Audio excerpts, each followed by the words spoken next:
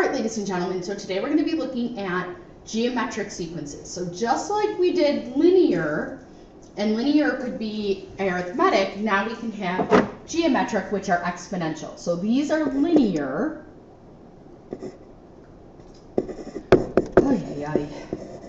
These are exponential.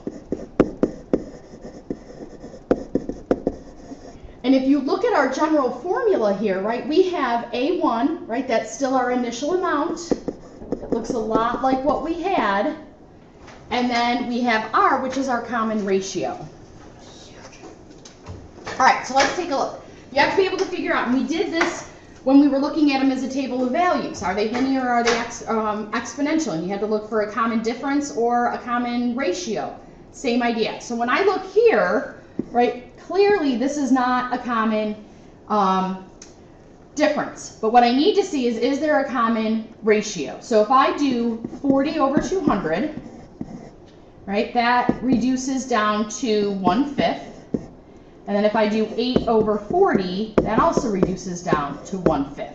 So this one would be geometric. All right, and number 2. So I'm going to check to see here. I'm adding 2, and then I'm adding 12. So that one, it certainly is not going to be arithmetic. Then I'm going to check my common ratio. 4 divided by 2 is 2. 16 divided by 4 is 4. So this one's actually an example of neither.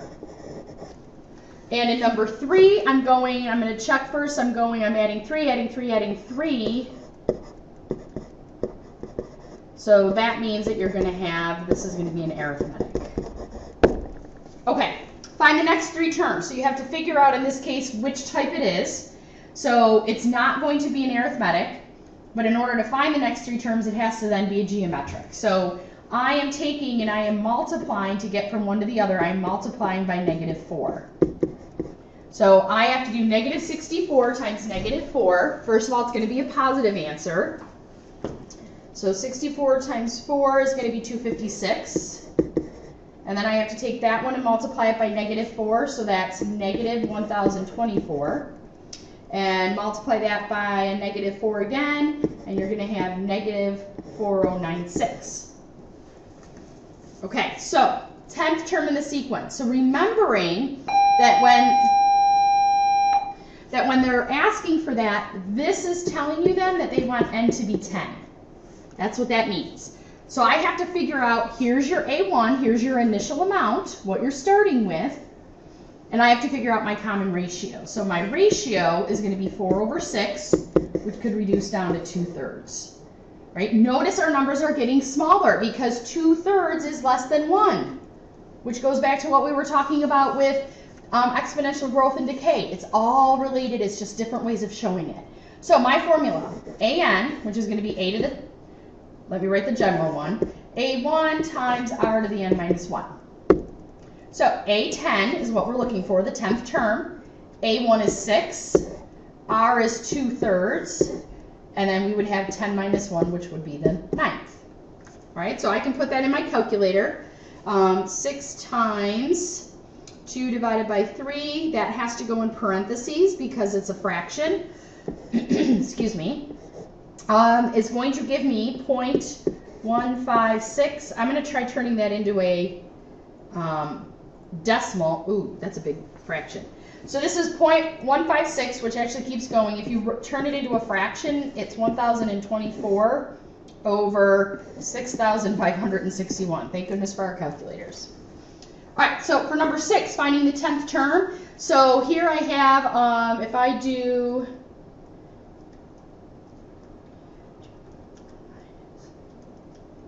this one is actually going to be an arithmetic sequence, which means I need a common D, which is going to be -1.3. I got that by subtracting. And if you go back up and remember, our general form is AN equals A1 plus n minus 1 times D. So 10th term, this is review. We did this before. A1 is your starting, plus 5.